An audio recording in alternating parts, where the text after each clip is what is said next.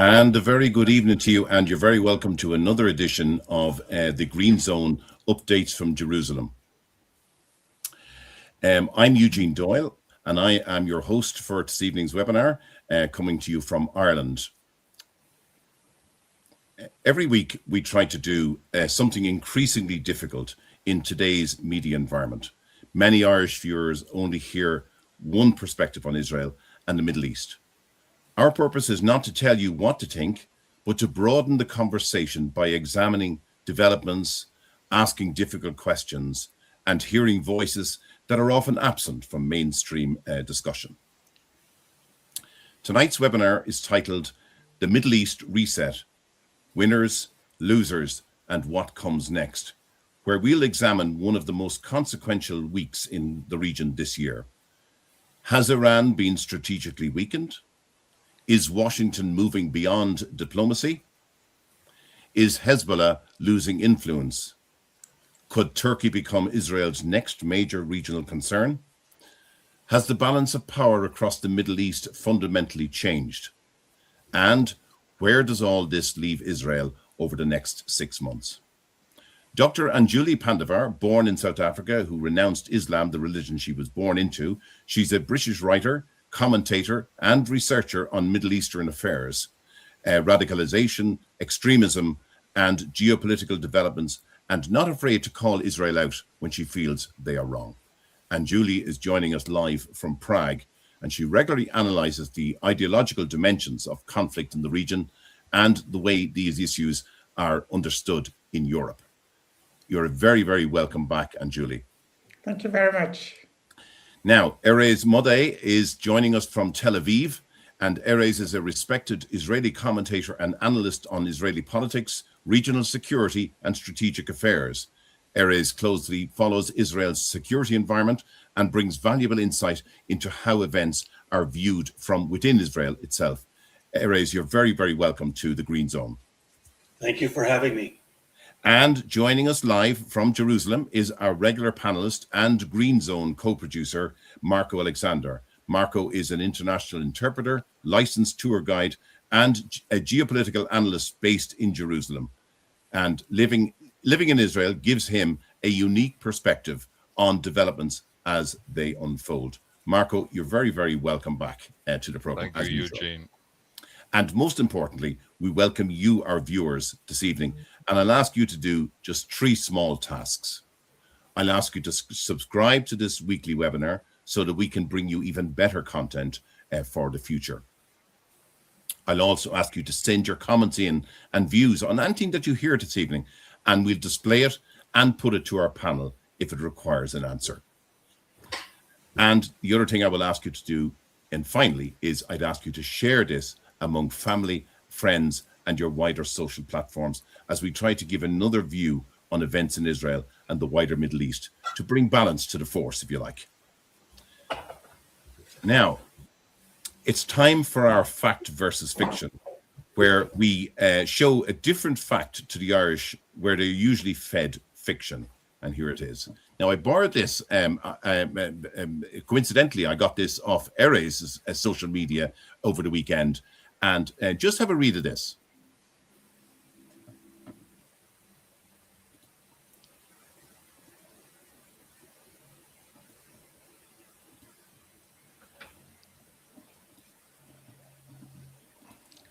So 2 billion Muslims and 52 Muslim countries and still colonizing. are the underdogs, and 16 million Jews with one country, one tiny strip of land called Israel, are the colonizers and oppressors. And the person who wrote this says you are devoid of critical thinking and logic and reason. And let's just put that size of Israel into comparison, because when you compare it to Ireland, who we're targeting here, let's just have a look at it. We'll take that one off and put this one on. Now, there's Israel there on the left-hand side in the blue, and there's Ireland, including Northern Ireland. Now, the size of Israel, if you break it down, is about the size of Munster, which is down there where it says Limerick. For those in for my foreign guests, where it says Limerick is down around Munster, and Cork, and down that area there. So that's the size of Israel. And to give it even broader context, if I give you this picture, and this shows us up against the United Kingdom. So that is the size of the country that we're talking about. And we're talking about a country that has 3 times the population of Ireland in the Republic of Ireland. I'm not including Northern Ireland. There's about 3 times the population in that strip. So it's quite densely populated. And and they're the colonizers. I'd ask you.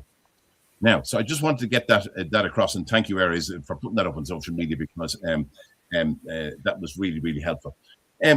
Before we get into the main discussion, I also want to just go to an article that appeared in the Jerusalem Post. This must have been today, I think it was, that Benjamin Netanyahu's government the overall conclusion it comes to is that Benjamin Netanyahu's government delivered a mixed record over its full 4-year term in office. Cost of living remains a failure. Childcare reforms fell short. Housing and infrastructure saw genuine investment, but not enough. Law and order objectives were largely not achieved. Security became the defining issue and the government's biggest challenge. And so it suggests that Netanyahu didn't deliver.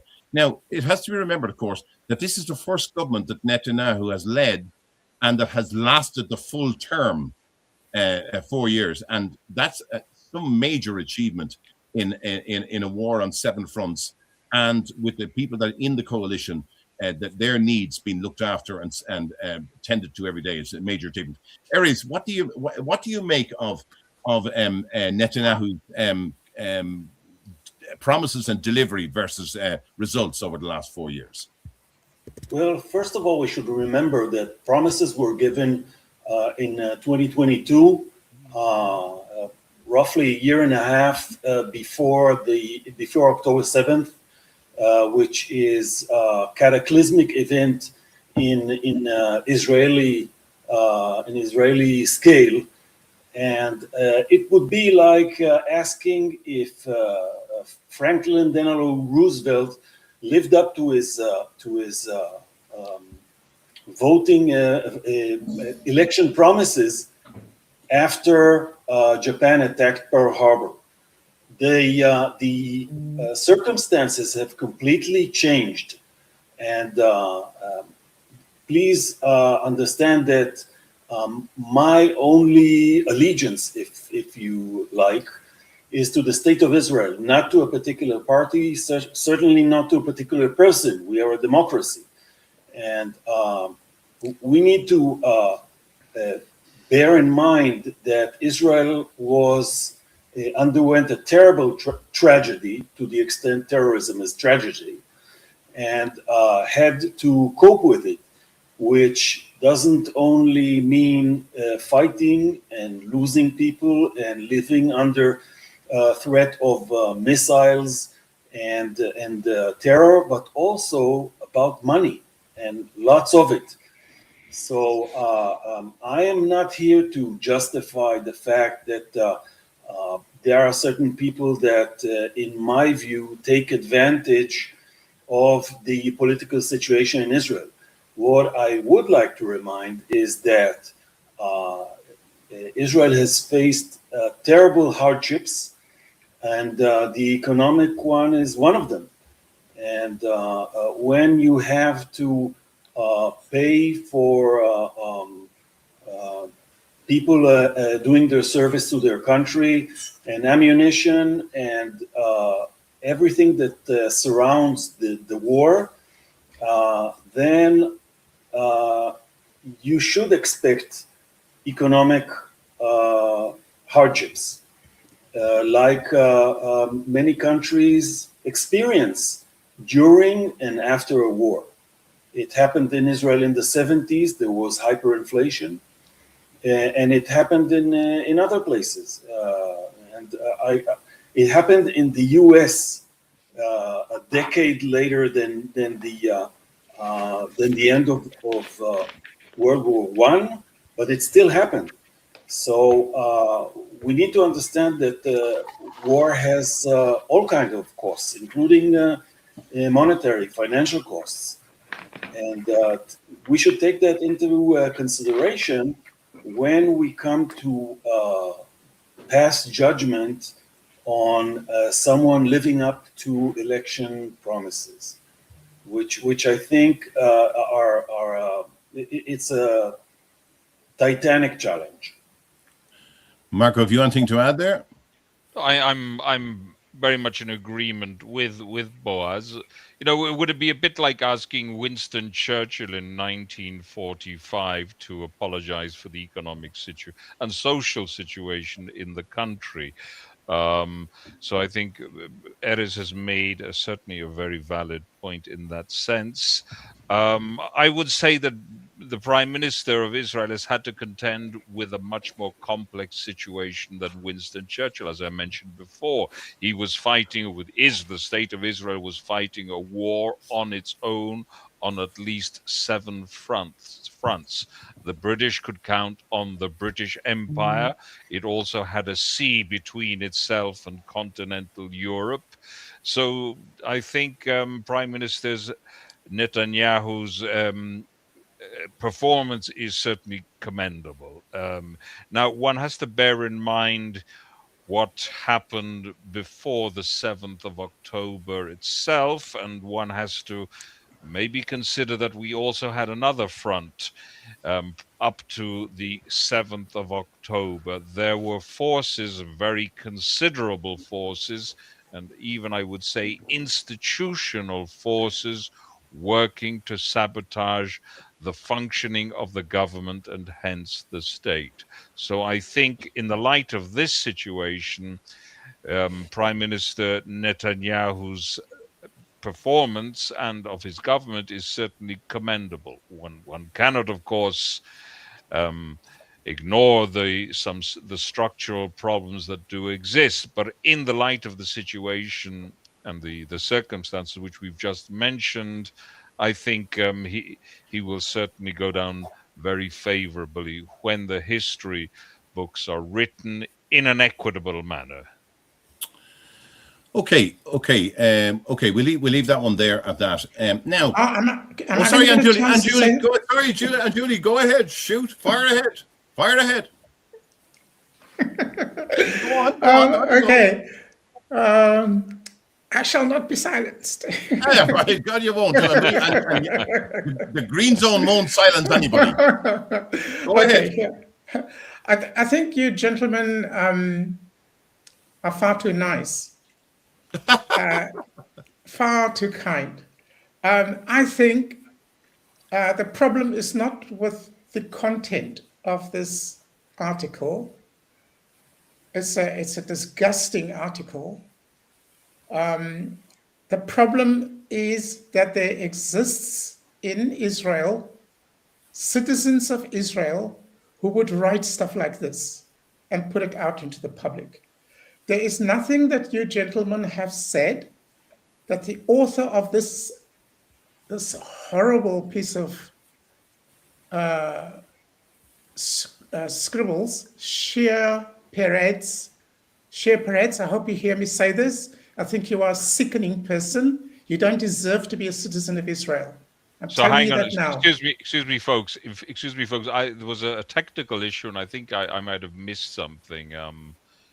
there was a technical issue where I didn't hear you for about Okay, 25 seconds. just very briefly, what Anjuli is saying, that you guys are Yeah. just way too kind to this article, and way too kind to the journalist, and she thinks the journalist is disgusting. Now, go ahead, Anjuli, go on from there. Okay, I want to say that the things that you guys have explained, I'm sorry, you are my dear colleagues. I love you. I respect you. Okay, I think to engage with the content of this attack on the Prime Minister and this setting the scene for the entire period from now to the election to destroy the Prime Minister is yes, of course, it's a legitimate approach. You can do that, but I think I would take a different approach, which of course I'm not insisting that you do. But for me, the problem here is this writer who knows everything that you guys have just explained. I don't know whether it's a man or a woman, but they know everything that you've just told us, right? So how come they could still write this? And the Prime Minister's problem is not the Prime Minister's track record over this period. That's outstanding. That's unchallengeable. There are many points of criticism that can be raised against Netanyahu. Of course, he's not an angel, and I'm not a sycophant, and I'm ready to criticize him too. But to take power on the 29th of December, and then on the 7th of October, this horrible war breaks out, and the worst massacre since the Holocaust. Those words don't even appear in this article. In this article, the events of the 7th of October is, yes, 7th of October massacre. Those words are there. But the tone in which it is presented and talked about and extended in discussion is as if we're talking about whether a bus stop should be painted blue or yellow. It's as inane as that. And so since I'm on a roll here, I want you guys to just allow me to point out one or two things in this ridiculous article. Mm-hmm. There's a photograph right in the middle of it. And the photograph bears a poster that says, Arab lives matter. And then there are a whole lot of Arab citizens looking very sad. Oh, yeah. That's exactly the same expression of everybody. We know exactly how that comes about. But this is under an area marked strengthening governance, right? And it's an attack on the National Security Minister, Itamar Ben-Gvir. But listen to what it says. It says, even as National Security Minister Itamar Ben-Gvir continues to push for police crackdowns across various sectors, including countrywide raids against organized crime, illegal weapons and drugs, there remains a growth in extortion and protection money schemes targeting businesses and contractors. Now, writer, make up your mind.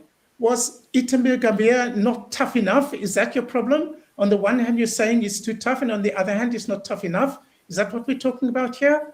And then this is a whole bit about the rocket attacks, as if the Prime Minister is responsible for those rocket attacks. That's the way it's written, yeah? And I think that's, yeah, so, and then the last thing I think, it says, on regional security, meaning the whole Middle East, the term brought, this term of the Netanyahu government brought October 7 and 2 additional active fronts, as if the term is responsible for this. A very different trajectory than the deterrence Netanyahu's 2022 campaign promised to restore. I mean, that is disgusting. I'm sorry to say. That is just appalling to write something like this and put it in a national newspaper. Jerusalem Post itself has something to explain here. I've never seen anything so bad. I mean, I've seen bad stuff, but my God, this is sickening. Sorry, Yeah. those are my words. I'm saying You got it now. off your chest. You got it off your chest. And thank you, Anjuli, for them. But you're right. Yeah, she is perfectly right. Yeah, absolutely. I mean, and I wouldn't disagree with you either. Yeah. Um, We downplayed it a little for the sake of out of an excess of courtesy. Put it that way. But because as Anjuli said, Anjuli said, we're lovely people. Lovely and lovable. Just a quick hello there to Otta. Otta, welcome back as usual. Very happy to have you with us as well. So thank you for that. Now, lads, let's move to Iran. And in just 10 days, we've seen increasing U.S. military involvement against Iran, renewed discussion of regime change, continued instability across Syria and Lebanon, diplomatic maneuvering by Turkey, and continued regional uncertainty. And here's a question for you. Just are you guys like me? Do you wait until you hear the first words from Donald Trump every day to see which Donald Trump got out of bed? I don't wait anymore. Listen, that's too interesting. Sorry. Go ahead. Sorry. Erez, go ahead. I'm actually counting on, I don't want to say his ego, but his self-perception. And I'm pretty sure he would not want to go down in the history books as another Western who's been made a fool by the Iranians. I think, and I'm counting on it, I'm banking on it.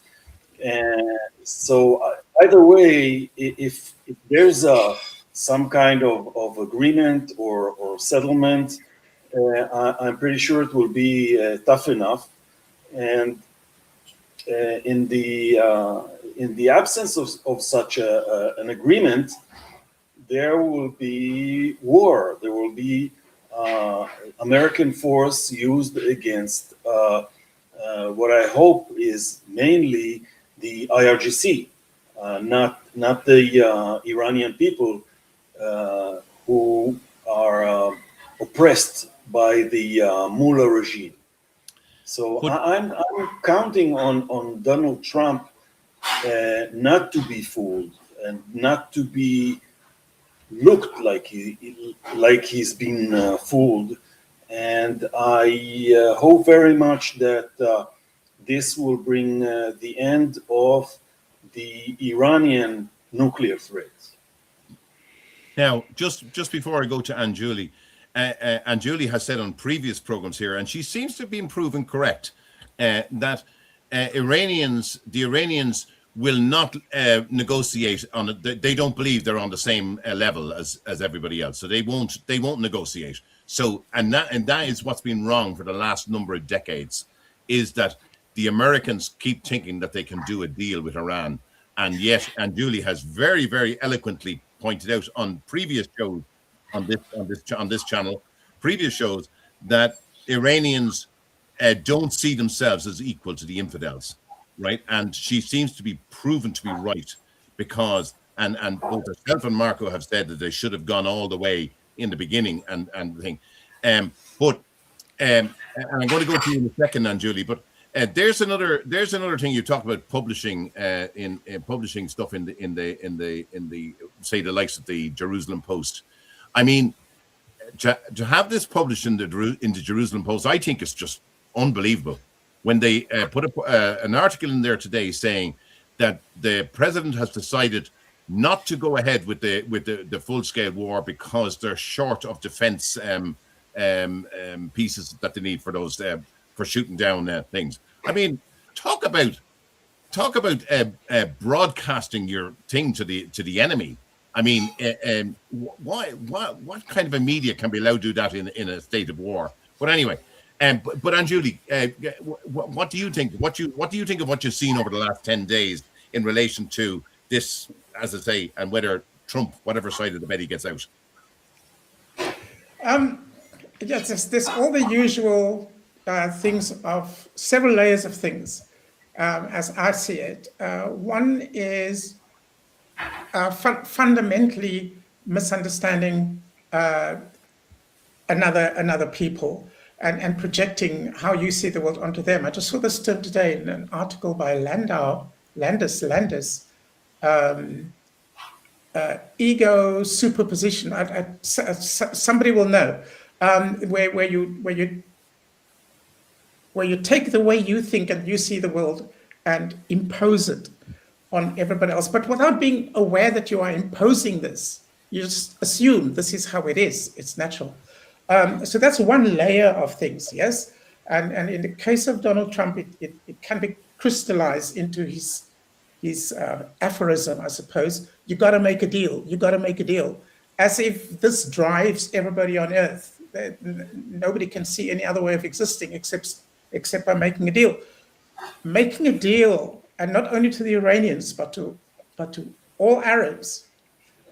Making a deal is a sign of weakness.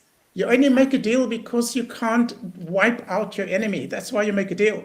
So if you are in a war with whether it is the Palestinian Arabs, whether it's Iraq, whether it is Iran, if you say, let's sit down at the negotiating table and come to an agreement, then obviously you are on the back foot, you are too weak to continue, you are busy losing, and you're trying to avoid the humiliation, so you'd rather make a deal now. That's how they see it, and that is a guarantee that there will be no negotiation. Why would they stop to negotiate if they're busy winning and they're close to humiliating you? They're not going to stop. And if they did stop, then it's a trick. And this is exactly what Iran has done. It's a trick. Anyway, so that's the second layer. But there's another layer to this, and that is that Muslims see themselves as the best of people.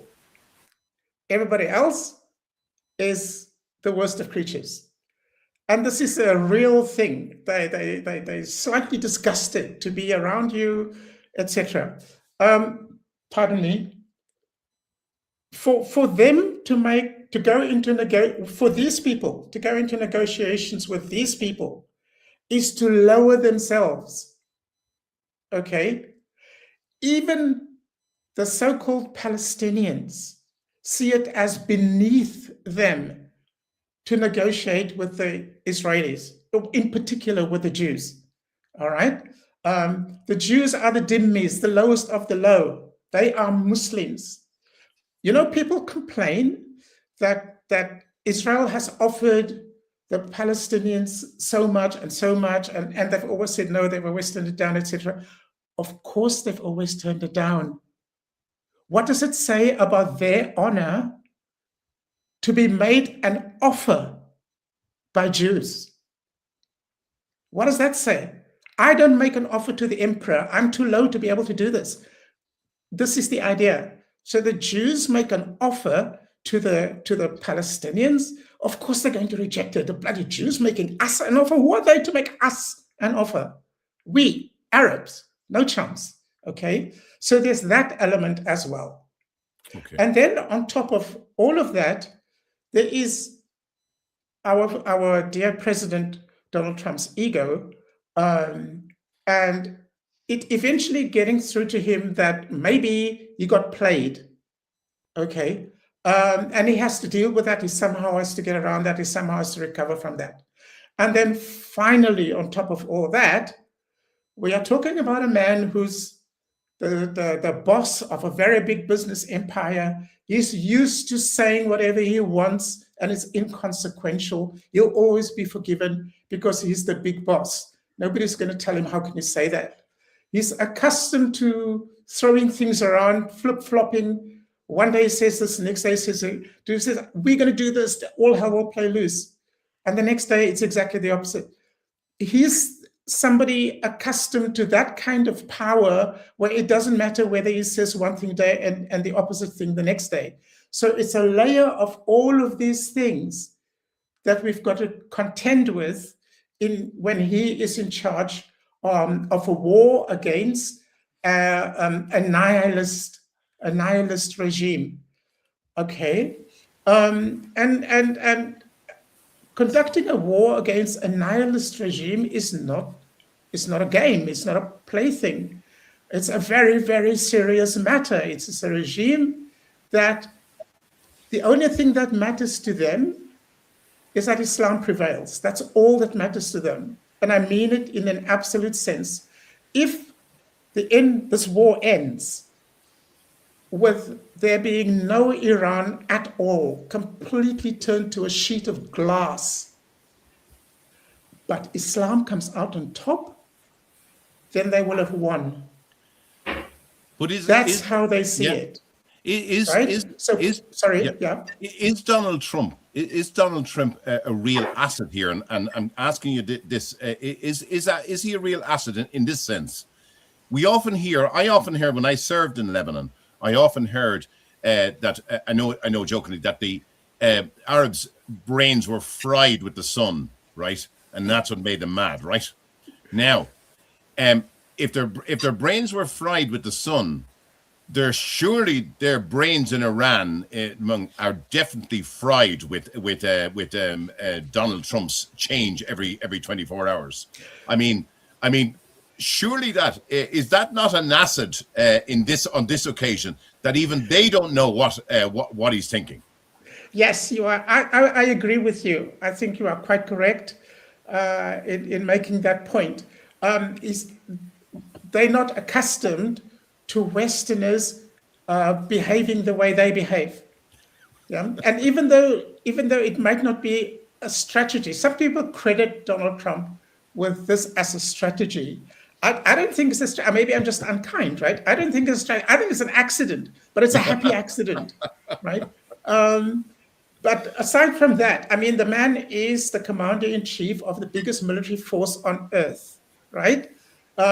It's only a question of whether he will have the will, the strategic insight, the freedom to use that military force as it is required at this point. And at this point, it is required to destroy the regime in Iran. That's what it's required to do. If you don't use it for that purpose, it is completely useless, because you can bomb everything in Iran if you like. If they are still there, breathing air, they will continue. They will not stop. They are nihilists. Understand this. I don't know whether this is appreciated, but the regime is nihilistic. They consider it a victory. Whether they are there and the enemies are vanquished, they consider it a victory.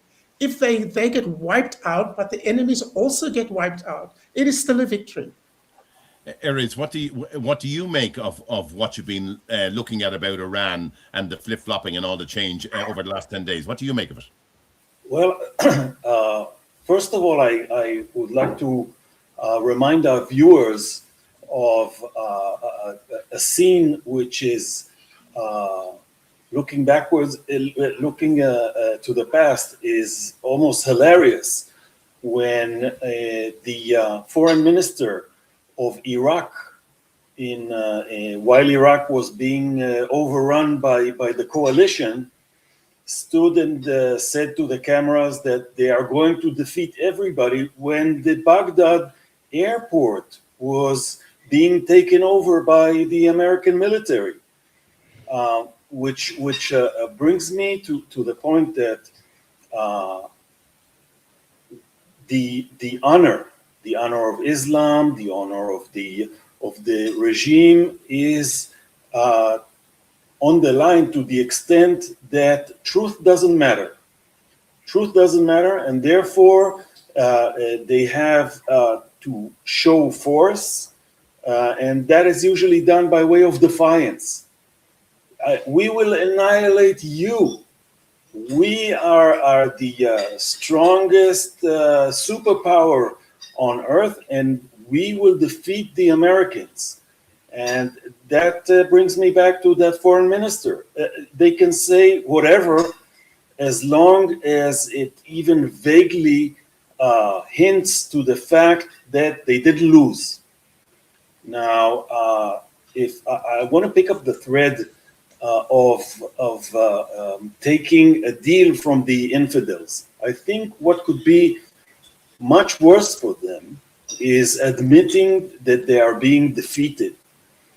And therefore, if you ask me, the chances of ever reaching an agreement with this regime is zero. Maybe reaching, but not going through with it because of the I don't want to call it methodology of the method of taqiyya, which is very basic in Islam. It means we will deceive you until we are strong enough to defeat you. This was done by Muhammad. It's clearly mentioned in the Quran, and therefore you cannot trust them. And the fact that we are Westerners attribute any kind of sincerity, any kind of fairness, any kind of reciprocity is our bad, because it begins where we fail to understand that other people think differently. And if we try to, as you said before, to superimpose our values on someone else, first of all, it won't work. It won't work like Iraqi freedom didn't work. They're just not compatible with freedom and democracy. And the second thing is that it's extremely condescending, because basically we're saying we Westerners have seen the light. We know how everything should be.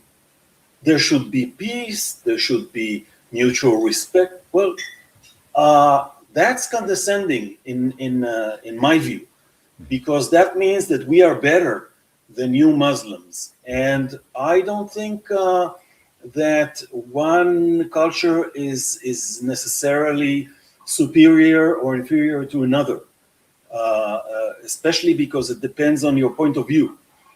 They feel that Islam is the best thing that could happen to the planet, and I think they are not much worse than the people who are seeking socialism because they think it's what's best for this planet.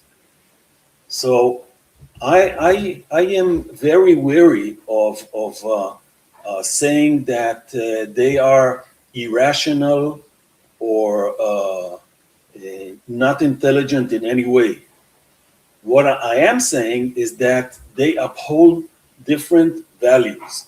The value of Islam, the value, excuse me, of honor, especially the honor of Islam. And the truth is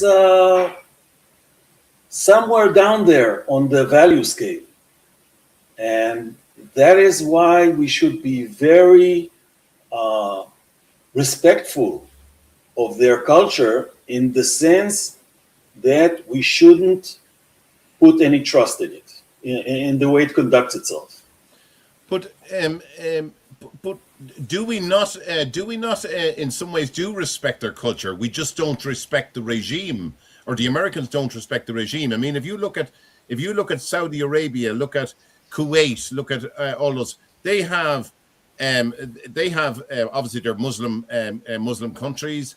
They're not at war with anyone. They're peaceful people. Most of the Iranian people are peaceful people, but it's this extremist Islam is what the problem is. Well, if I may make two comments. First of all, is that there's not a country on earth, Muslim or Arab, that is dominated by the majority.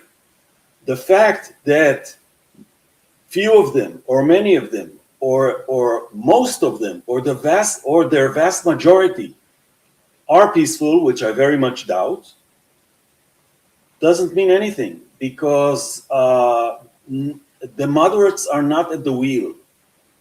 It's the most aggressive, brutal, forceful people who make the policies and speak in the name of the country. Of course, I would be very happy if the mullah regime fell and got extinct. But I would ask you to remember who preceded them. They were ruled by a Shah. It's an authoritarian regime. He had a very fierce internal security police. So I think that the notion of we'll just hunt down these mullahs and then we'll have a democracy in Iran is self-delusion. It didn't work in Iraq. It didn't work in Jordan. It didn't work in Lebanon. It doesn't work in Syria. Not one place on earth is fully democratic. Actually, on the contrary, who was brought up by the population of Gaza by democratic elections in 2006? Hamas, the most undemocratic thing I could think of. Who was brought to power by the Egyptians in democratic elections? Muhammad Morsi, an extremist Islamist. Muslim Brotherhood. So we need to understand that all people are created equal, but not identical. They think different, they value different things, and we need to take that into consideration when negotiating geopolitical agreements.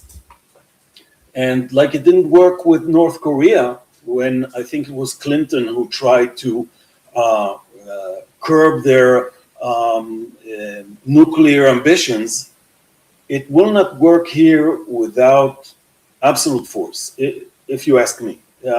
Unless this, and it doesn't matter if this absolute force comes from American soldiers, boots on the ground or otherwise, or the that part of the Iranian people takes absolute force and destroys the mullahs. I don't think there's any chance of them just giving up and saying, okay, it's fine with us. Yeah. Will not happen. Okay. Marco, have you anything to add there on that, please? No, not really. I'm pretty much in agreement. With regards to Iran, one could say that there is a strong substrata of non-Islamic influence and pre-Islamic culture there, which could be tapped into. They are aware that they do have a long and pre-Islamic history. So that's one thing which could change the dynamics. From what we understand, many of the young people who have been protesting the regime and who have been yearning for democracy have been murdered. But you know, it's going to be very difficult as well for the mullahs to straighten things out, even should they want to or perceive that they have the ability to stabilize it according to their desires. I think that so many cracks will have appeared that they would encounter great difficulty. With regard to the general Islamic world, yes, it is. We understand that, unfortunately, and I certainly know that Anjuli will see this monolithic Islam in a certain sense, and to a great extent, she is right. I mean, up until recently, certainly Saudi Arabia and other Islamic countries were also exporting jihad. That, to a certain extent, has been curtailed, but we don't know whether it's simmering beneath the surface or not. Okay, and just say good evening to Henrietta there, and thanks, Henrietta, for your comments there. Great, and eager to hear Erez views. Okay, so Henrietta's a regular viewer and listen to our show. So, well, thank you, Henrietta, for that. Can I ask this question here? Because there's also been a rumor going around. The rumor mill is in full swing in relation to Iran. What does anyone put any faith in the fact that Khamenei is supposed to have been gone out of the country? Supposed to be gone out of the country. No one has seen him, of course. since he was injured in the initial bombing, that he's gone out of the country, and that there's pure disarray among the Iranian leaders at the moment. What does anyone think of that at the moment? Can I ask for an opportunity later on to get back to some of the points that were raised in the discussion just before? But I will respond to this now. Okay, yeah, go on. Okay, and you can come back to it, of course. You just let us know when you want to come back, Anjuli. Okay, thank you. This is the show where you won't be silenced. Okay, right. Those old enough might remember a film called Under Fire.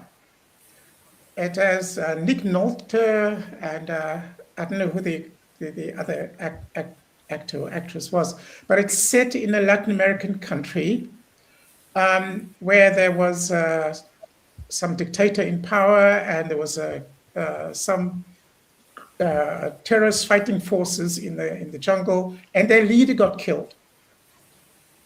It was imperative that the world did not know that this leader got killed.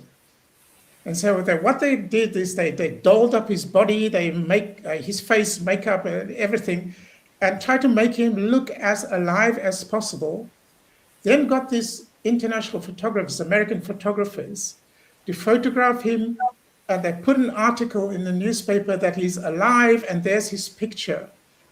And with this piece of misinformation, they managed to achieve what they wanted to achieve politically, because that gave them the time they needed in which to achieve it. Personally, I'm of the view, and it's pure conjecture, it's nothing more, I can't prove it, that Moshtaba Khamenei was killed on the first day of the attacks, along with the rest of his family. He's been dead all the time. And so everything or else... Or as good as. No, I personally, I think he's dead. He's dead. Okay, if he were alive, they would have shipped him out somewhere to some place like North Korea or somewhere and got him fixed up so they he could come back and rule as the ruler. I think he's dead. Okay, if you say good as, then maybe like he's a vegetable or something like this. Yeah, okay, fine. But the absolute priority for them after that first day was to not let the world realize that he's dead. That was critical. And I think this game is continuing even now. And taking him out of the country, taking his corpse out of the country, if there is indeed such a corpse, or pretending that they've taken him out of the country, forestalls the possibility that the Americans can invade and find this body completely mangled and claim this is him. I think this is a high stakes game of deception being played here. There is no supreme leader at this point, and the clerical regime is completely gone. The people in charge is the IRGC, and they have no interest in a living supreme leader, but it does serve them to have a dead one. That's my view. Okay, Erez, what do you think? Is he alive and moved out of the country, or is he there, or what? How do you see it? I subscribe to the opinion that he's either dead or as good as dead, meaning that we shouldn't expect any videos of him walking around. That's what I think. Otherwise, they would have shown us those videos, because it would have been an act of defiance. Here, you tried to kill him, and here he is alive. You losers. Okay, the fact that they didn't do that, to me, suggests that he's either dead or in some kind of vegetative state, or so badly deformed that they cannot show him. That's my personal belief. I don't claim to have any inside information about that or any other thing. Well, can we assume, Erez, can we assume that that Mossad and the CIA know exactly what's going on? I'm not sure. I can't answer for any of these. I know that. I'm not sure. I'm not sure. There were rumors he was airlifted to Moscow for treatment, but who knows? Who knows? Now, that actually allowed Iran to do a very clever thing, which is to speak in two voices. There is the civil, quote unquote, civil regime, the Minister of Foreign Affairs, the President, the head of the Parliament, Speaker, yeah. And on the other side, the IRGC, which are, of course, much more militant. And that I think that allowed them to kind of dance on the two sides of the decision line in the sense that the political arm said, okay, we are nearing an agreement and we agree to that. And the IRGC said, no, we are going to fly drones into Saudi and other ships in Hormuz. First of all, to show the defiance. And the second thing is to pressure the West, the United States, to reach some kind of agreement with the quote unquote puppets in the parliament. And at a certain point, the thought that they are hiding Khamenei did cross my mind, but that would only be in order for him to come at a later stage and say, I am the supreme leader, I have supreme authority, and I am revoking this agreement or arrangement that you had with the United States. So for them, it could also be some kind of way out. But as I said before, I think he will not be leading Iran anymore. Okay. Do you want to say something, Anjuli, before I come in for the next piece? Okay, I just want to respond to the very important points that Erez has made. And this is a slightly different way of seeing it that I'm offering. And I, of course, I am one of the people who say that we cannot impose our way of thinking on other people or assume. We cannot assume that they think in the same way that we do, right? But this is important. I am not saying that all cultures are equal. I have to be very clear about this. I come out of that culture myself. I know that that culture is barbaric. I also know that the way children are brought up in that culture,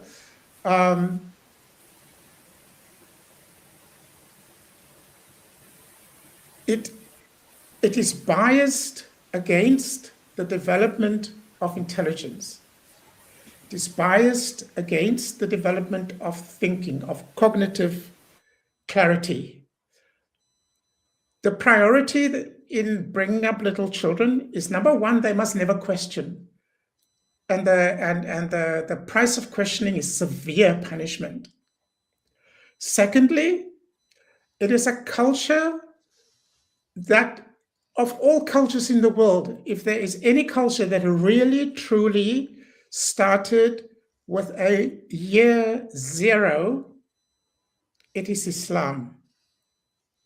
Other cultures in the world, whatever they are, they go back, way back into the dawn of that particular people's history and all the antecedent developments that came over time to build up and give them the culture that they have today. which may go forward in whatever direction it goes forward. But the point is, the culture, with everything that it picked up over the eons, go back to the beginning of that people as a people.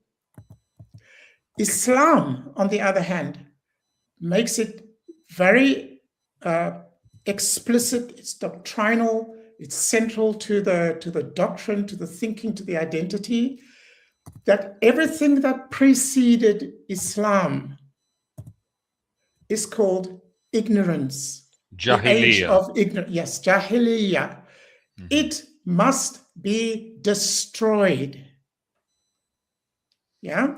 So if you think the French Revolution had a year zero, but then the revolution collapsed and everything was still there, and Pol Pot's Khmer Rouge had a year zero, but they got wiped out and then everything got plugged back together again. Not Islam.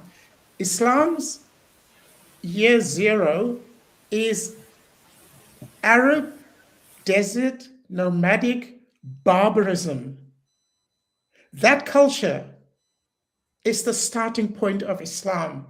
It stole, in the Quran, it stole things from Judaism, Christianity, Mandaism, etc., Zoroastrianism, but it twisted it in a form that works for barbarism. Everything it stole from all the other religions, it twisted and corrupted to make it compatible with barbarism.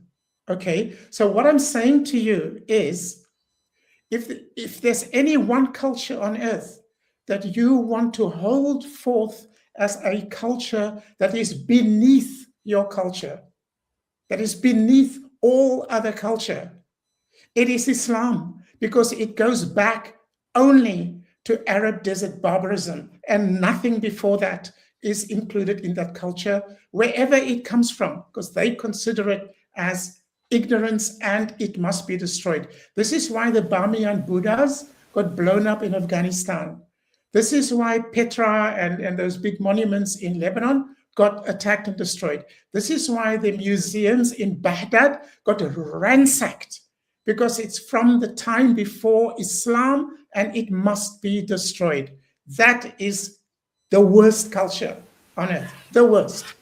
On the other hand, I'm not even talking, wait a minute, I'm not even talking about the legality of having sex with newborn babies. I'm not talking about any of those things that are part of that culture, okay? So please do not ever, ever consider Islam to be equal to your culture. You are insulting your culture if you do that. I just wanted to add, on the other hand, it does consider itself, or at least it considers itself to be the primordial religion to which people revert. It's sort of the natural state of humankind as well. And increasingly, this sleight of hand is being practiced upon Western populations, where the people, a very effective piece of marketing, where people are being told, you're actually going back to your real religion. And that is how they're making inroads in Europe, because the conversion, the dawah in Western Europe is a significant element in what we call stealth jihad. That is a really important point, and it ties back to what Eugene had said earlier about how much jihad, or maybe it was you who mentioned how much jihad, being the physical fighting with a sword, there is in the world. But da'wah has been the main way of disarming the West, and when it gets to the point where Western converts to Islam describe themselves as reverts, their heads are gone. I'm sorry. Their heads are gone. Their brains are gone. How can you say something like this? I'm reverting to Islam. My God. Anyway, excuse me. Yeah, go ahead, Erez. I would like to draw a parallel here between the year zero of Islam and everything before that being ignorance, and the division of the world by Islam to basically two: the world of Islam, the house of Islam, and the house of the sword. The House of Islam includes everybody that is Muslim, everybody. The House of the Sword includes everybody who's not Muslim, and if they don't convert, they will be put to the sword. So there's no compromise here to be expected, and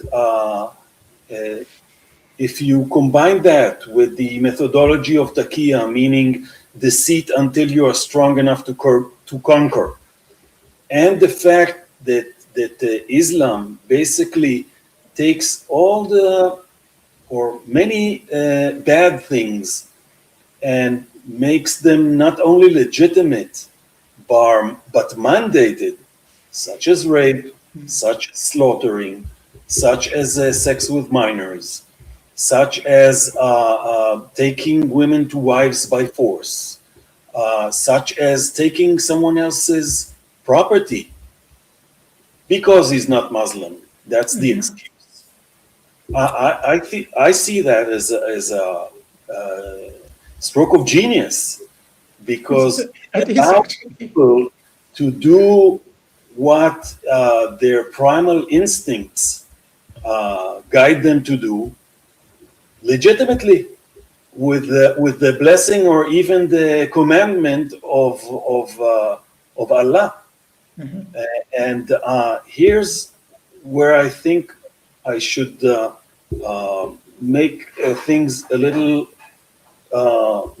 clearer, in the sense that we all think we know good and bad. In Islam, some of it is inverted, meaning the people who come to murder infidels and commit suicide bombings and run over people in Berlin when they are on a gay parade, think they are the righteous. It's not. It's a far cry from someone committing a crime, because someone who's committing a crime may be indifferent to it, but he knows it's a crime. They feel they are mandated to slaughter the infidels, and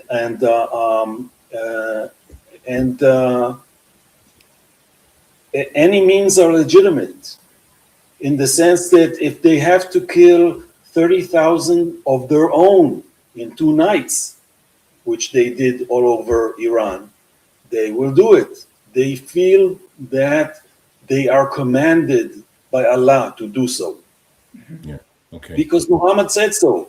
And let's be frank, it's much more difficult to be ethical, to hold morals, than to give up to basic instincts, animal instincts.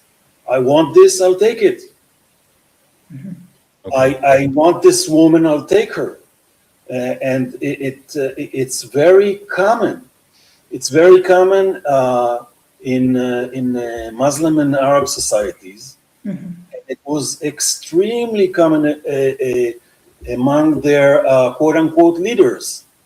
The sons of Saddam Hussein, Uday and Qusay, used to send their bodyguards to forcefully bring women to be raped and tortured, sometimes to death. Same goes for Gaddafi in Libya. Same goes for other. There was one. I'm sorry, I forget her name. She was a volunteer for an international relief organization, and she was taken hostage by Muhammad al-Baghdadi, who was one of the prominent figures of ISIS, and she was practically raped to death. Why? Because he thinks that's what Allah wants him to do. So we need to bear in mind that we can't tell these people what you're doing is wrong, because they are utterly convinced it's the most righteous thing to do. And in that, I'm not accepting that, of course. I'm not going to be a willing victim. But I think the first thing we need to understand is that they're not stupid for doing these things. They have very strong conviction that they are doing the right thing in the eyes of God. Okay, can I move it along just a little bit and to go to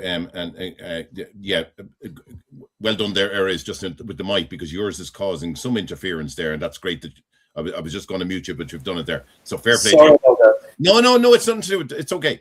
Listen, I'm going to go to you, Erez, on this one here now. Just in relation to the change of strategy on Iran with Israel, how would you assess the current state of Israel's campaign to prevent military entrenchment, Iranian military entrenchment across the region? Has Israel achieved its objectives that appeared impossible only a year ago? Well, I think those objectives are yet to be achieved, but Israel has made huge progress and huge steps. And I'll take Iran for example. In the last few nights, in response to American attacks in Iran, on Iranian soil, they bombed Bahrain, Kuwait, Jordan, I think Qatar, and the Emirates. They didn't send a single missile to Israel. That's, I think, in my opinion, that's because they are fiercely deterred from touching Israel, and that wasn't the case in June 2025. And then March and April this year. They understand that they can suffer a huge blow from the crazy Jews. And same goes for Hezbollah in Lebanon, yes, which is, I don't want to say non-existent, because soldiers are fighting there, and we are also taking casualties in Lebanon. But if you compare that to the situation pre-October 7th, when some of us thought that after being bombed and taking missiles, we would go out of the shelter and not be able to recognize the surroundings, we have made huge steps forwards. Huge steps. Okay, and Erez, would you say that in relation to Iran not targeting Israel, would you say that that is also a strategy to save what they can of Hezbollah in Lebanon, in the sense that if Israel was to come back into this war, it would obviously have to go back into further into Lebanon, depleting Hezbollah even further. Do you believe that that is what's on the minds of the Iranians as well by not attacking Iran? I don't think so. I think that, first of all, both Hezbollah and the Houthis, as well as Iranian or Shiite militias in Iraq, are also deterred because they lost their backer, their sponsor. And in that sense that, Israel and the United States have been able to break the link between what goes in Iran and what goes in Lebanon, and that's actually a huge achievement, not necessarily Israeli, and it's basically stripped Iran of its proxies. At least Hezbollah and the Houthis may be, going through the motions of attacking Saudi Arabia, but they have not sent a single missile towards Israel. And Marco, would if Donald Trump changes his mind, or we see that which he tends to do. Yeah, that's what I'm saying. If we wake up some morning and he's got we meet the other Donald Trump, do you believe that the Americans can finish this job on their own, or do they need Israel to accompany them in regime change? I think they could do it on their own, but I think it would certainly be more difficult. But yes, I mean, America is a superpower. What the problem with America at the moment, it has a very divided cabinet. It's got people pulling in different direction. They're not focused on one thing, namely defeating Iran. You have people who are very close to the Qatari regime. It is the reign of confusion, if you will. I mean, you have members, and we know who these are, of his inner circle, who are very close to the Qataris. The Qataris finance the Turks. The Turks finance the Syrians. They're the proxy regime for the Turks. The Turks are also sponsoring the invasion of Europe. So the Americans have the tendency to complicate their own lives.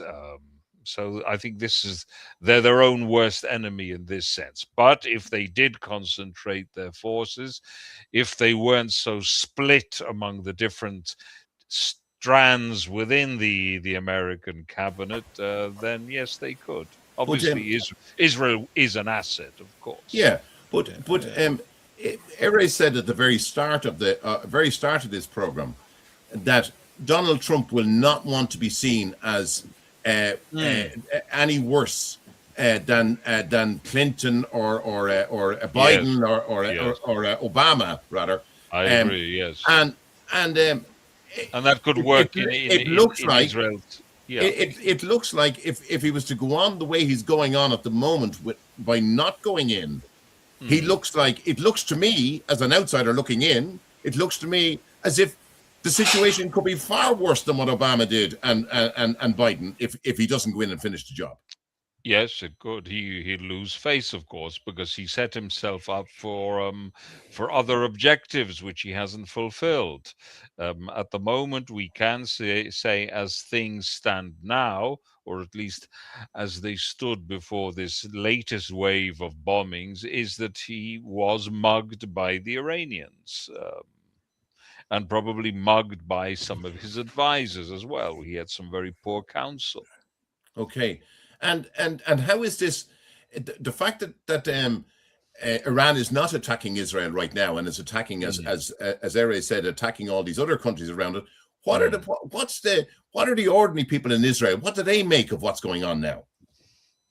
Well, I think we're in a situation of limbo at the moment. I mean, of course, we don't know what the Iranians have left. Certainly, the pause in the attacks will not have done their military any harm. They will have had time to resupply and reinvigorate to a certain extent. I don't know to what extent.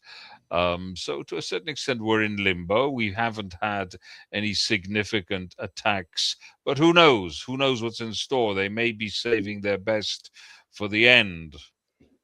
Anjuli, what do you make of the fact that Iran is not attacking Israel right now? It's attacking everyone around him, but not Israel. What do you make of that tactic? Because we're already in agreement that the Iranians are not stupid. At least we've got that. I don't know. I think that the Iranians might actually be. This is counterintuitive. Might actually be relieved that Israel is busy in Lebanon and not busy in Iran, and they may pretend otherwise. But they know that Israel is much closer than the United States. Israel has much more reason to wipe them out than the Americans have. And Israel has been saying this for a very long time, that they're going to put this regime to an end. there's only one thing left for Israel to do as far as the Iranian situation is concerned, and that is put the regime to an end. It's not a clever thing to try to provoke Israel into doing that at this point. But I also think their priority at this moment is to damage Donald Trump in the forthcoming election. And so they're putting all their effort and all their energies towards that. It doesn't help them to bring Israel into the fight if Israel isn't in the fight herself. Iran knows that they can attack all the Arab countries around them and they won't hit back because they are of that mentality. They're sycophants. Whoever is the top dog, you lick, and that's what they do. And but Israel is not like that. You give Israel any excuse, this is the time in which there's no more finding reason not to attack Iran. This is the time for finding reason to attack Iran. Yeah, and so that's what I think. Yeah, but isn't the upcoming election in the States, the midterm elections in November, and we're talking about we're going into August now shortly. Is that not all the more reason why Donald Trump should not go in now and finish the job? He'd have it well finished before November.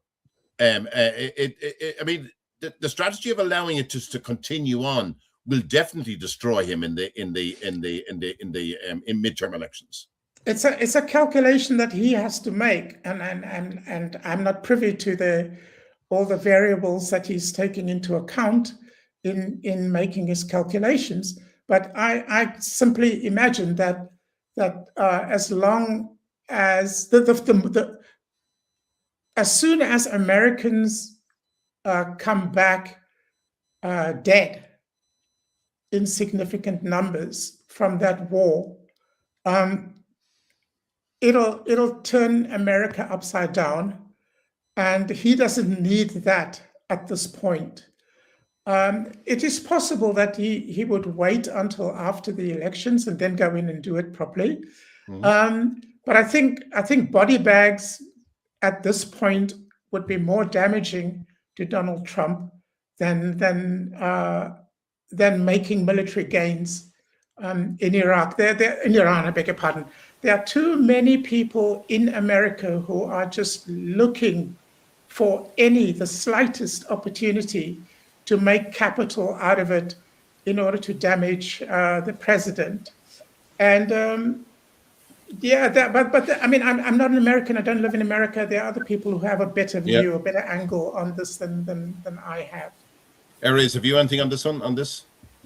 I just want to say that in a sense, Anjuli has brought us full circle, because we began with talking about the article about Netanyahu, and that article, like many others, was a part of a smear campaign that is designed to take Netanyahu from power, hopefully in the next elections, after failing to do that before elections. So in a way, we've come full circle. We got closure, because we came to the same conclusion from a different direction. I think the Americans in general, not necessarily Trump himself, are committed to the no boots on ground perception. It's because America has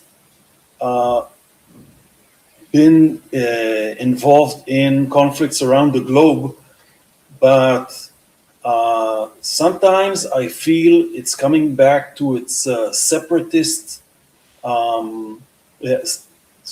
isolationist point of view. We are good enough for ourselves. We don't have to intervene. We don't have to send our children to die for other people's interests, and it makes sense. I think it's wrong on the long term, because had the United States kept its separatist position in World War II, they would eventually have found themselves against a Nazi world if had Britain collapsed in a certain scenario. Well, here's the thing. Here's the thing. Should NATO have come in on the side of the US here? Absolutely. The Iranians didn't reach Diego Garcia by chance, by pure luck. They reached Diego Garcia, first of all, because it's, I believe it's British territory.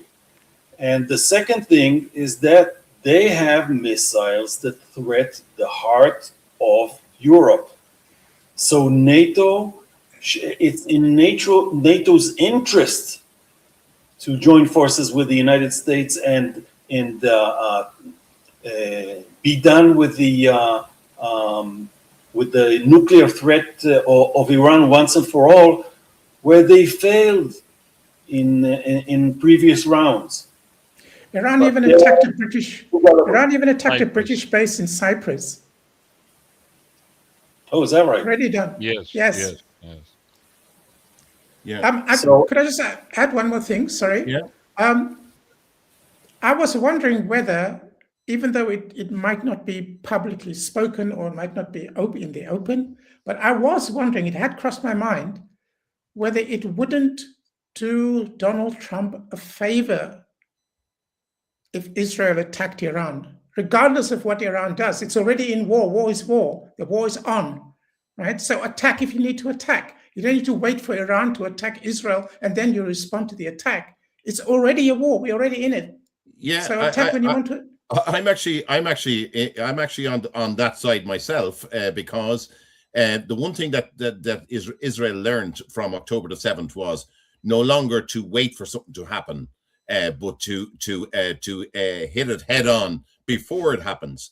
And I personally think if Israel was to go and try and finish the job, I think Trump would go along with them. That's what I think. That's what I think. I agree with you there. So I do. Yeah. Yes, but this would also lend credence to the voices that say that the Americans are fighting the war of the Jews. And I think we have to be very cautious from losing what I think is the silent majority of humanity that supports the battle against nuclear Iran. So we have to be very, very cautious and not to fall into traps in that sense. Okay. Now I just want to move to Hezbollah because we're seeing big changes in the Middle East, obviously, and no matter what happens, there's big changes happening. Hezbollah for the last 4 decades has been regarded as Iran's most powerful regional proxy and one of the strongest non-state military organizations in the world. But recent reports suggest it has suffered unprecedented military losses, as we've heard, while the Lebanese army with strong American backing is beginning to assert itself in parts of southern Lebanon. Has something fundamentally changed there? And does it give you confidence? Anyone could take up this. Does it give you confidence? Actually, no. And I'll explain why. The political maps of the Middle East are deceiving. You see Syria, you see Libya, you see Jordan, but in fact, all these countries are fractured. They're fractured into ethnic groups and religions, and certainly between Sunni and Shiite Arabs. The fact is, some say that the Lebanese army is 70% Shiite, meaning once Khamenei comes back from the dead and says, now Allah wants you to fight Israel, 70% of the Lebanese army, not to mention Hezbollah, will answer the call. And therefore, I'm not too hopeful. Lebanon is not a sovereign country in the sense that external powers are setting the tone and calling the shots. I do want to draw the attention to one point, and that is that Iran basically uses Arabs to die for it. They used Hezbollah, which are Arabs, Lebanese Arabs. They used the Assad regime. They used the Houthi Yemenites. All are Arabs. Why? Because if Muslims feel superior, like you said before, then Iranians feel superior to Arabs. And that is something to take into consideration. But that's why they lavished them with money for decades, with billions. So coming back to the point, I'm not optimistic about Lebanon becoming an ally, not even a party to a substantial peace agreement with Israel. Anjuli? Yep. I share Erez's perspective on the Lebanese armed forces, and I have the same prognosis as well. I would add to that not only is the Lebanese armed forces predominantly Shiite, but they've opened up these transitional areas where the Lebanese armed forces are supposed to go and show that they can control the area and control Hezbollah.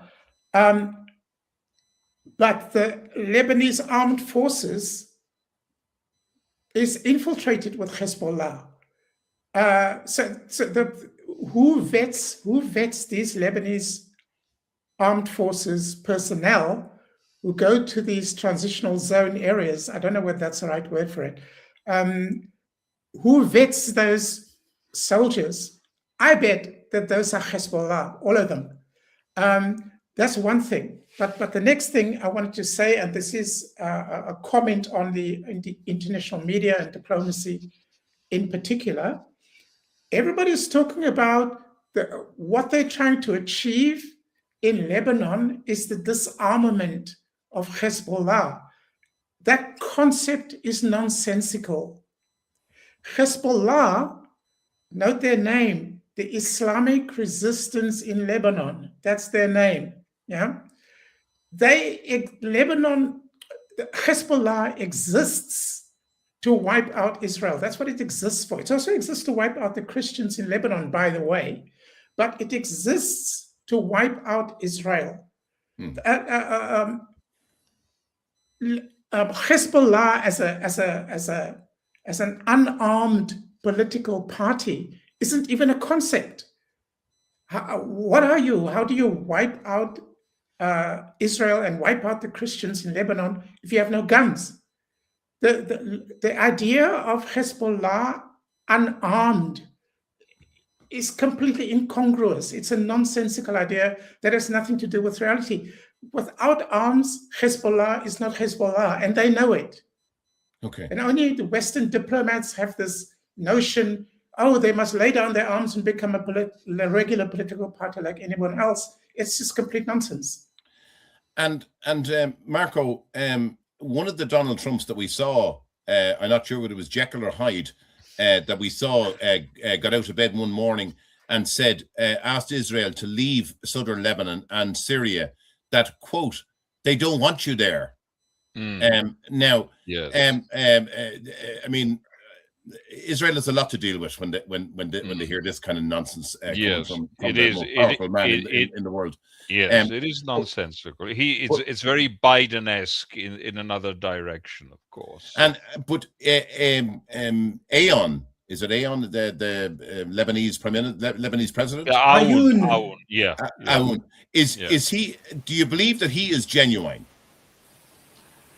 Look, he is very much a product of his environment. He could in his inner thoughts hope for a different relationship with Israel. I'm sure the Christians would. The Christians had a very prosperous country.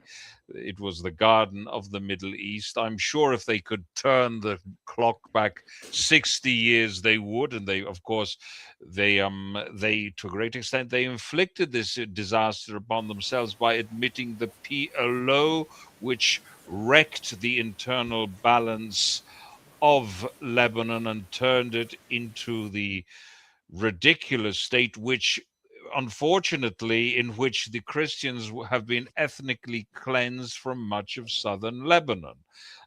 So I probably suspect that in the wee hours of the morning, as it were, on his wish list, he would want, as a normal person, to have a good relationship with Israel. The problem is he has to deal with a population which, the demographics, of course, aren't what they were 60 years ago. Many Christians have left.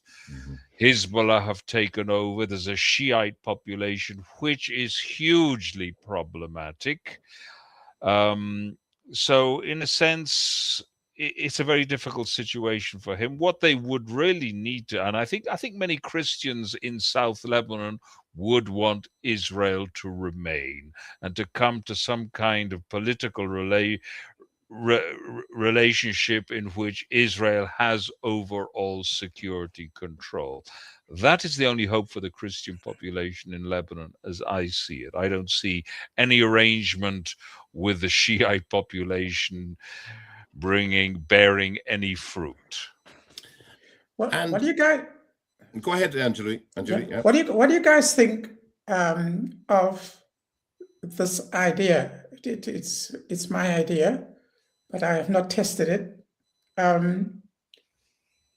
The Lebanon solution for Israel is for Israel to annex the south of Lebanon, make it official Israeli territory, and get rid of every single Shia in that part of the country. What do you guys think of that? I think justice would be done. And I think at the end of the day, one has to bear in mind that since 1948, Lebanon has been a party to the conflict. This is true. Forget that. This is true. Directly in 1948, and by hosting hostile elements towards Israel on their territory, which have continuously launched attacks against Israel. So if we're invoking some conception of natural law and not a perverse conception of international law, yes, there's a price to pay for continuous genocidal aggression. And I believe the same principle should extend to Syria as well. Yes.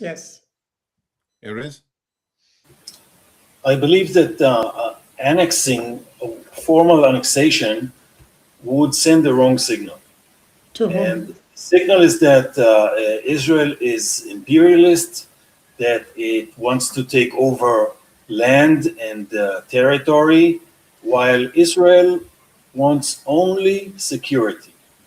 This is why for decades Israel held what was called the security strip in southern Lebanon. And to be frank, Hezbollah gave us hell. And too many or many Israeli lives were lost in southern Lebanon. And also the notion of or the concept of making it part of Israel and building towns and villages, I'm pretty sure it will hurt Israel on the long term. What Israel needs to keep and enforce brutally is security zones that will prevent the situation in Lebanon, where what was called the Hezbollah Radwan force, which trained in the same tactics that the Hamas used on October 7th, they could have dwarfed October 7th. We could have been facing tens of thousands of people murdered and raped and what have you. So we need to keep them away from the fence. We don't need to take the fence closer to them, if you ask me. Because and then, so do you see any possibility that the Lebanese president might consider that in negotiations, that Israel need this security zone? They don't need to annex it, but they need a security zone with no people in it. In other words, a no man's land, but a security zone. Do you think that the Lebanese president could deliver something like that? First of all, let us remember that he's living under the boot. Okay, the boot of Hezbollah, the boot of Syria, who was an ally of Hezbollah until the fall of the Assad regime, because the Assads were Alawites, which is a kind of faction of Shiites. And I don't think he's in any way deluded about what the composition of his own army is. He knows that many of them are Shiites, and he should be very much afraid from a genocide against the Christians. And, which has already happened. Which has already happened more than once. What about a situation, guys, where the security zone remains as is? If Hezbollah is no longer able to project the same military power, what does that mean for Iran's wider regional strategy? Could we be witnessing the gradual erosion of what was once described as Iran's axis of resistance? Not gradual.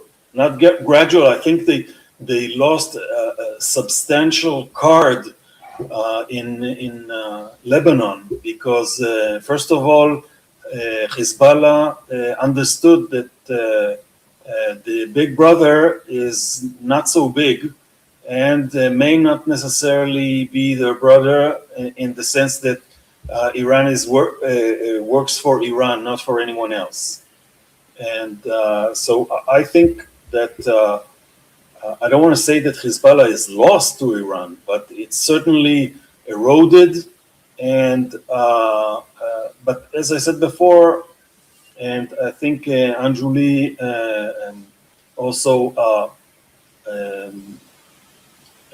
clarified that the Lebanese army may become the next Hezbollah, like Turkey may become the next Iran of the Middle East.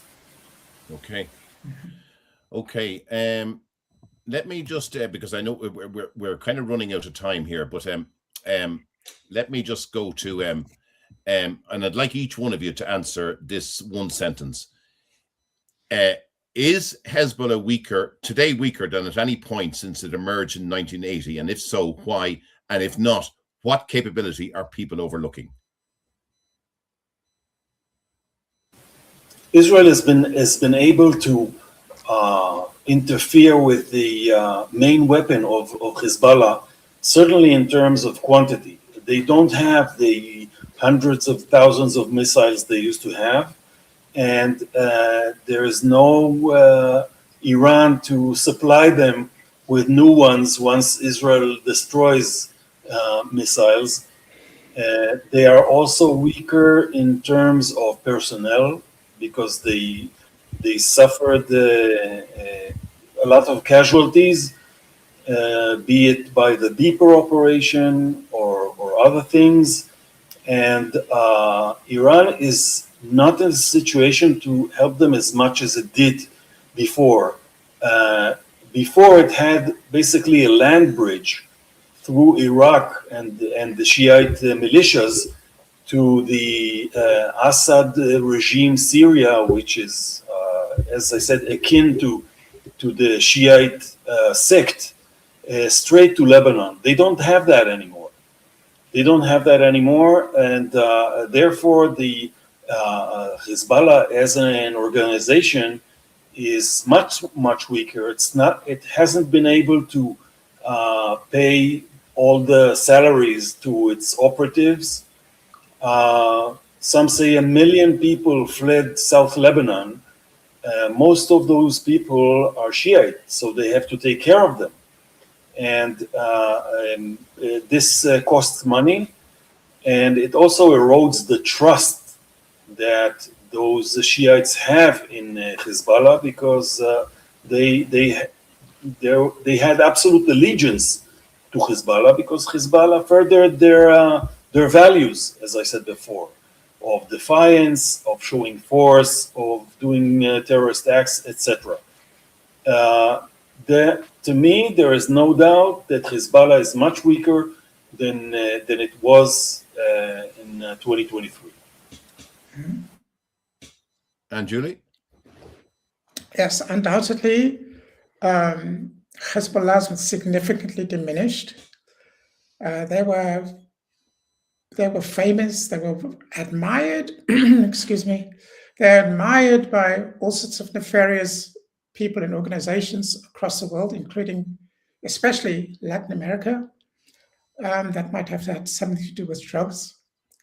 But Hezbollah has been reduced from the alpha male Arab army to the alpha eunuch Arab army.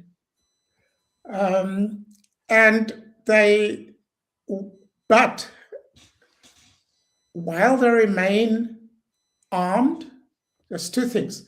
While they remain armed, they remain viable. They remain active. It might only be small-scale things that they can do, but they remain viable. The question I asked earlier about Israel annexing South Lebanon has to do with Hezbollah. We talked earlier on in the conversation about our projecting our way of thinking onto other people. Here I want to suggest getting into the mind of those people and seeing how they think and what are their weak points, what are their vulnerabilities, and taking advantage of that.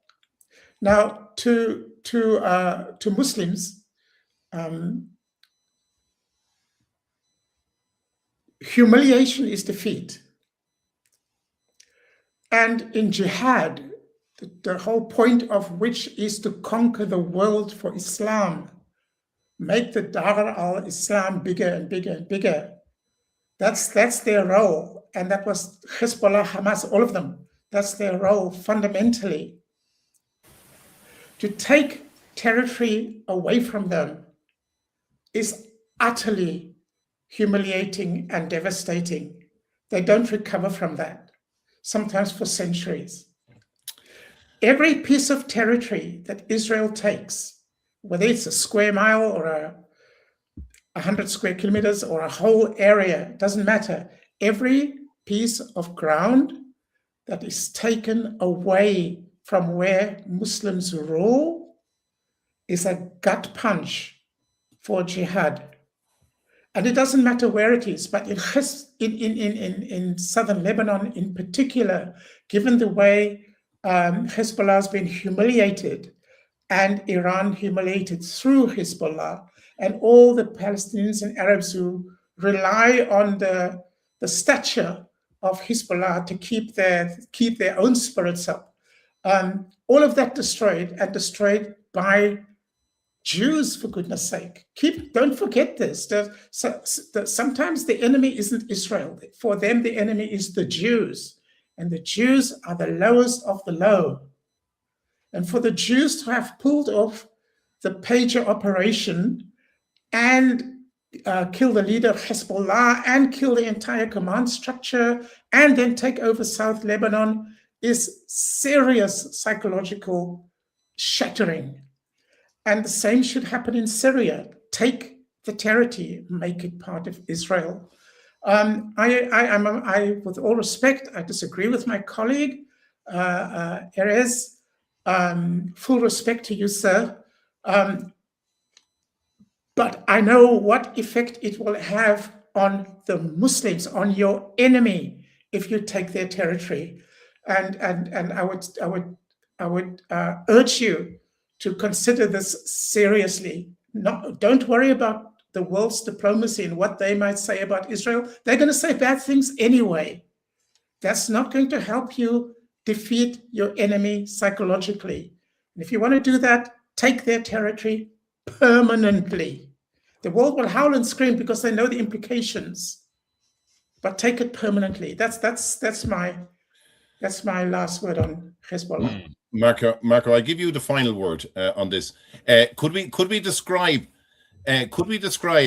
what's happening right now in the Middle East as in an analogy of a football game, a soccer game, where Iran and Hezbollah have been taken off in the second half through injury. They're taken off, and they've been replaced by Turkey and Egypt.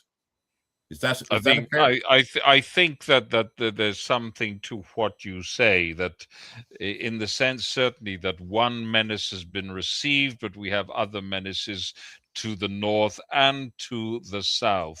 And that's where I connect back to the idea of territory. I look at the Camp David Accords, I look at the withdrawal from Sinai, and I see armored divisions on our border. Aggressor nations who try to wipe out the state of Israel, who are recidivists in their genocidal intentions, should not be given a refund on wars which they lose. That should be a fundamental principle. The Egyptians, the Syrians, the Lebanese, the Jordanians have, since the foundation of the State of Israel, waged genocidal wars.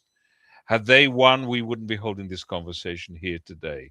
Hence, and I lament a great leader who entered into the folly of Camp David, because Menachem Begin was certainly a great leader, greater in the sense with the underground. And not as a prime minister, I certainly have misgivings for the simple fact that he gave the Sinai back to the Egyptians when he should have kept it. What did we get in return? We got an apartment building. We got an apartment in Cairo, which we call an embassy, and we have divisions on our border. No, I think there should be a fundamental principle that once you wage multiple wars with genocidal intent, you lost, you lose, and that should be the end of it. Okay, look, we're going to leave it there, folks. Tonight, we've tried to look beyond the daily headlines. The Middle East rarely stands still. Events unfolding today in Tehran, Damascus, Beirut, Ankara, Cairo, and Jerusalem will influence regional stability for years to come. Whatever your own views may be, understanding the wider regional picture is essential.